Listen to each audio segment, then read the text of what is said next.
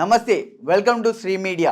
ప్రభుత్వాలు ఎప్పుడు ఎలా పడిపోతాయో ఎవ్వరు ఊహించని విధంగా ఇటు తెలంగాణలో ఇటు ఆంధ్రప్రదేశ్లో జరిగింది.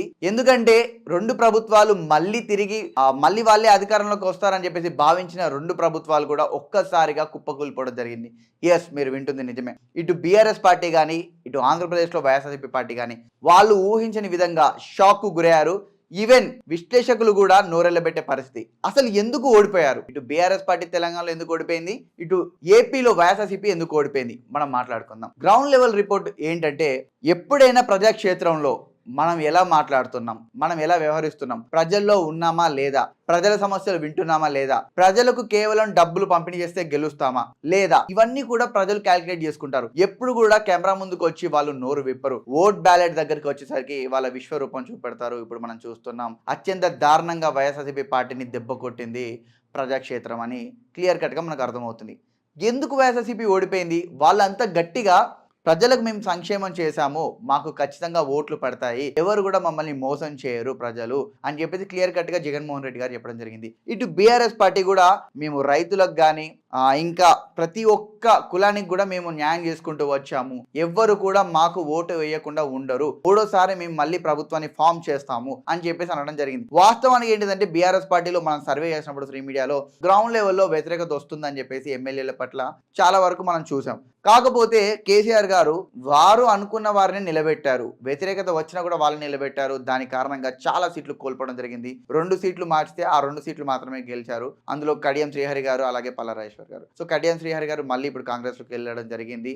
అట్నుంచి వాళ్ళ కూతుర్ని ఎంపీగా గెలిపించుకోవడం కూడా జరిగింది అనమాట. కానీ ఇక్కడ ప్రజలు ఎందుకు మా పార్టీ తెలంగాణ పార్టీ అంటేనే, బీఆర్ఎస్ పార్టీ అంటేనే తెలంగాణ పార్టీ, యాక్చువల్ గా బీఆర్ఎస్ పార్టీకి ఒక మొదటి మైనస్ ఏంటిదంటే టీఆర్ఎస్ అనే పదాన్ని బీఆర్ఎస్ చేయడం. ప్రజలందరూ కూడా టీఆర్ఎస్ ని ఓన్ చేసుకున్నారు. ఎందుకంటే ఇది తెలంగాణ రాష్ట్ర సమితి, తెలంగాణ ఉద్యమం నుంచి పుట్టిన పార్టీ అని చెప్పేసి ప్రతి ఒక్కరు అనుకున్నారు. తెలంగాణ ఉద్యమం నుంచి పుట్టిన పార్టీని మీరు బీఆర్ఎస్ గా ఎలా మారుస్తారనేది మొదటి మైనస్ గా ప్రజలు చెప్తున్నారు. రెండవది ఏంటిదంటే, ఎమ్మెల్యేలు మొదటిసారి టీఆర్ఎస్ పార్టీ నుంచి గెలిచినప్పుడు ప్రతి ఒక్కరు కూడా కేసీఆర్ గారితో సహా ప్రజల్లో ఉంటూ ప్రజల సమస్యలు తెలుసుకుంటూ ప్రజలకు ఏం కావాలి, తెలంగాణ ప్రజానికి మనం తెలంగాణ ఎందుకు తెచ్చుకున్నాం, తెలంగాణ కోసం మనం ఏం చేయాలి అని చెప్పేసి కాళేశ్వరం ప్రాజెక్ట్ నుంచి మొదలు పెడితే ప్రతి ఒక్కటి కూడా మొదటి 5 సంవత్సరాలు చాలా అంటే చాలా అద్భుతంగా పాలించడం జరిగింది. ఇటు ఐటీ సెక్టర్ మీద కూడా ఇంట్రెస్ట్ పెట్టి హైదరాబాద్ లో కూడా డెవలప్మెంట్ అనేది చేసుకుంటూ వచ్చారు. రెండోసారి గెలిచినప్పటికీ మొత్తం ఎమ్మెల్యేలు అందరూ కూడా రెస్ట్ మోడ్ లోకి వెళ్ళిపోయారని చెప్పేసి ప్రజలు అంటున్నారు. ఎందుకంటే ఏ ప్రాంతాలకు వెళ్ళినా, తెలంగాణ ఏ మూలకి వెళ్ళినా కూడా ప్రతి ఒక్కరు కూడా సర్వేలో చెప్పిన మాట ఏంటంటే, మా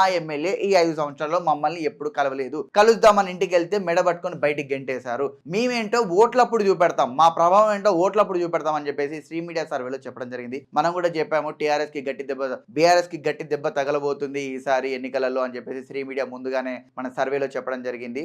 సో అందులో భాగంగానే ప్రజల నాడి ఎప్పుడైనా కూడా అవాస్తవం అవ్వదు. ప్రజలు ఎప్పుడైనా కేవలం డబ్బు పడేస్తే ఓట్లేసే రకం కాదు. ప్రజలకి, తెలంగాణ ప్రజలకి ముఖ్యంగా అహంకారంగా ఎవరైనా ప్రవర్తిస్తే వాళ్ళను వెంటనే పక్కకు తోసేస్తారు. వాళ్ళ ఎంత గొప్ప స్థానంలో ఉన్నా కూడా తెలంగాణ ప్రజల్ని గౌరవించకపోతే వాళ్ళని పక్కన పెట్టేస్తారు. తెలంగాణ ప్రజల్ని నెత్తిలో పెట్టుకొని వాళ్ళనే ప్రజల్ని దేవులుగా భావించినప్పుడు ప్రజలు ఖచ్చితంగా తీర్పు మంచిగా ఇస్తారు. సో అందుకు గుణపాఠంగా బీఆర్ఎస్ పార్టీ తన అమూల్యమైన ఓట్ షేరింగ్ ని కోల్పోవడం జరిగింది. అందుకు తగ్గట్టుగానే చాలా మంది ఎమ్మెల్యేలు ఓడిపోయి అత్యంత దారుణంగా బీఆర్ఎస్ పార్టీ ఓడిపోవడం జరిగింది. ఇప్పుడు ఆంధ్రప్రదేశ్ కి వస్తే, ఆంధ్రప్రదేశ్ లో ఏమైంది? సంక్షేమ పథకాలు అన్ని కూడా అందుతున్నాయి కదా, ప్రతి ఇంటికి తన పార్టీ కాకుండా వేరే పార్టీ వాళ్ళకు కూడా సంక్షేమ పథకాలు అందాయని చెప్పేసి జగన్మోహన్ రెడ్డి గారు చెప్పడం జరిగింది.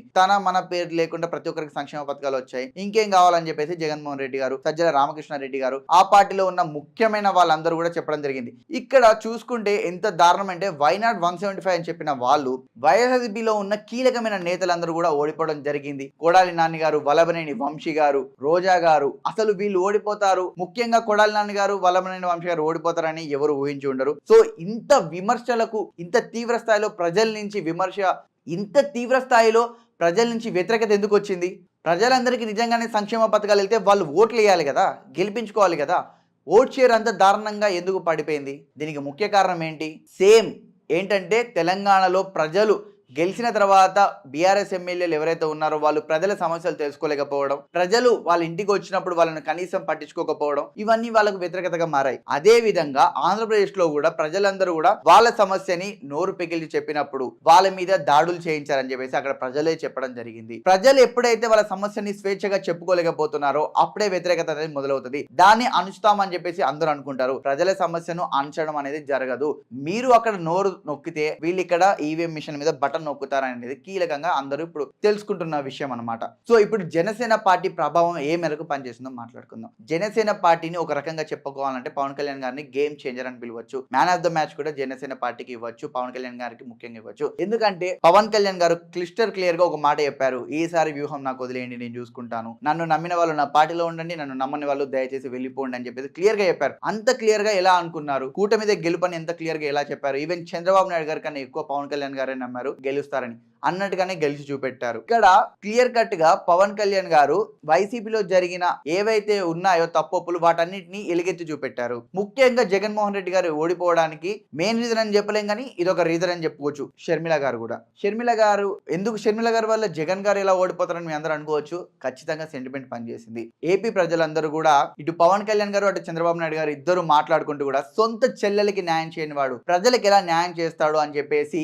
ఘాటుగా విమర్శలు చేయడం జరిగింది. దాన్ని ఎదుర్కోవడానికి వైఎస్ఆర్సీపీ పార్టీ నుంచి కూడా వీళ్ళ విమర్శల్ని వైఎస్ఆర్సీపీ పార్టీ ఎదుర్కోలేకపోయిందని క్లియర్ గా చెప్పొచ్చు. ఎందుకంటే షర్మిల గారు చివరి మూమెంట్ లో వచ్చి ఇలా బాంబు పేలుస్తారని చెప్పేసి వాళ్ళు కూడా ఎక్స్పెక్ట్ చేయలేదు. బట్ షర్మిల గారి ఎఫెక్ట్ అనేది చాలా అంటే చాలా తీవ్రంగా పడింది వైఎస్ఆర్సీపీ పార్టీ ఓటమి పైన. అది క్లియర్ గా కనిపిస్తుంది. ఇటు ఆంధ్రప్రదేశ్ లో అయినా ఇటు తెలంగాణలో అయినా ప్రజలకు తగ్గ పరిపాలన చేయకుండా, ప్రజలకు దగ్గరలో ఉండకుండా, ప్రజల మధ్యలో ఉండకపోతే ఎంత పెద్ద రాజకీయ పార్టీ అయినా భూస్థాపితం కాక తప్పదు అని చెప్పేసి ప్రజల నిర్ణయం అని చెప్పేసి మనందరికి కూడా తెలియడం జరిగింది.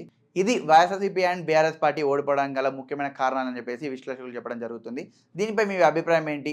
వైఎస్ఆర్సీపీ పార్టీ ఓడిపోవడానికి ముఖ్య కారణాలు ఏంటి, అలాగే బీఆర్ఎస్ పార్టీ ఓడిపోవడానికి ముఖ్య కారణాలు ఏంటో కింద కామెంట్ సెక్షన్లో తెలియండి. అలాగే మన ఛానల్ సబ్స్క్రైబ్ చేసుకోండి. Thank you. నేను మీ రాహుల్ పటేల్. ధన్యవాదాలు.